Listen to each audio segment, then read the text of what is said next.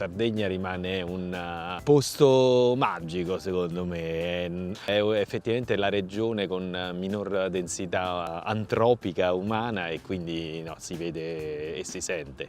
In più siamo andati in una stagione dove appunto il mare non prevale. Noi siamo andati fuori stagione estiva e effettivamente ci siamo ritrovati in tantissimi posti isolati.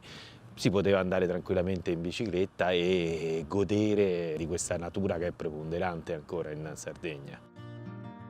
Seek to Seek in effetti è un progetto di comunicazione, per cui ha proprio l'opportunità e l'obiettivo di promuovere quanto c'è sul territorio, per cui quanto viene fatto sul territorio per conservare o promuovere la natura. L'attività di networking per noi è molto importante ed è una delle attività che viene programmata nella preparazione dei tour, in modo tale di poter riuscire durante il percorso a valorizzare, a rendere evidenti quello che è presente sul territorio.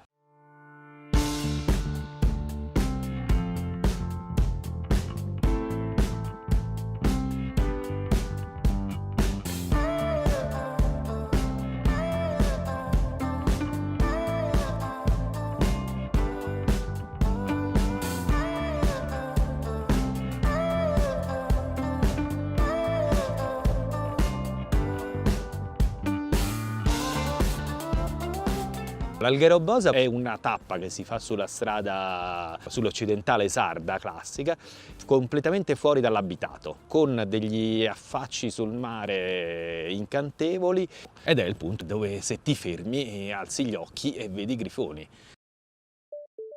Ma un momento particolare è stato l'incontro con i grifoni, quando abbiamo fatto il tragitto Alghero-Bosa. Lì è proprio la patria attualmente in Italia per i grifoni, perché un tempo in Sardegna negli anni 30 c'erano 1000 grifoni, poi agli inizi degli anni 80 si erano ridotti a 65-75.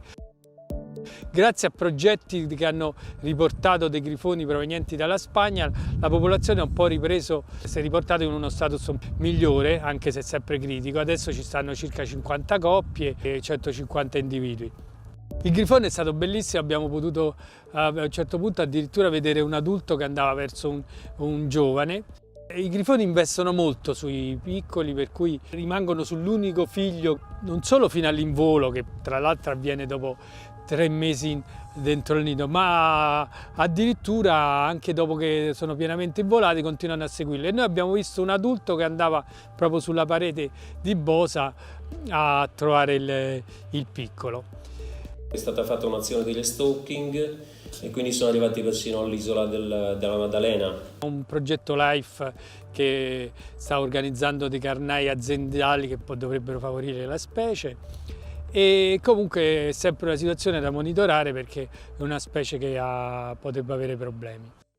Per quanto riguarda il networking, noi ISPRA siamo in un certo senso facilitati, perché comunque lavoriamo in una struttura che è impegnata significativamente in progetti di conservazione o di gestione del territorio. C'è un progetto sull'Aquila del Bonelli, c'è il progetto sui cervi sardi. Il cervo sardo corso è una sottospecie del cervo europeo, Cervus elaphus, ed è presente soltanto in Sardegna. Questa sua unicità fa sì che sia stato elencato all'interno delle categorie dell'Unione Internazionale per la Conservazione della Natura come specie prioritaria bisognosa di misure per la sua conservazione. In ultimo abbiamo incontrato anche progetti sulla conservazione delle aree marine e lì anche abbiamo avuto la possibilità di andare a visitare i laboratori del CNR, dove vengono salvate le tartarughe recuperate a mare, vengono curate e gestite. Qui al CNR ci occupiamo soprattutto di conservazione e studiamo quindi le specie protette. È proprio per questo motivo che da diversi anni abbiamo istituito il centro di recupero sulle tartarughe marine proprio all'interno della rete regionale, con tutte le aree marine e parchi nazionali della Sardegna. Ed inoltre ci stiamo occupando non solo del recupero degli animali, ma anche di tutto quello che è il monitoraggio dell'inquinamento e dello stato di salute degli ambienti marini. Stiamo monitorando da diverso tempo le plastiche ingerite dalle tartarughe marine e questo qua si rilaccia proprio agli studi che stiamo portando avanti anche all'interno della strategia marina una direttiva europea molto importante che si occupa proprio del mantenimento del Mar Mediterraneo e dei mari in generale in salute. Per noi è molto importante incontrare questi soggetti sul territorio, fare in modo tale che noi possiamo essere un po' un volano ulteriore di queste attività presenti sul campo per la conservazione della natura. Un altro aspetto importante che abbiamo apprezzato veramente in Sardegna è la partecipazione del pubblico, la partecipazione di ciclisti e non solo ciclisti alle nostre attività. Cioè noi abbiamo veramente sentito di toccare con il nostro progetto delle sensibilità che già esistevano. Si vedeva che erano legati al territorio, cioè che per loro non era solo andare in bicicletta. La bicicletta era un mezzo in più per vivere il territorio.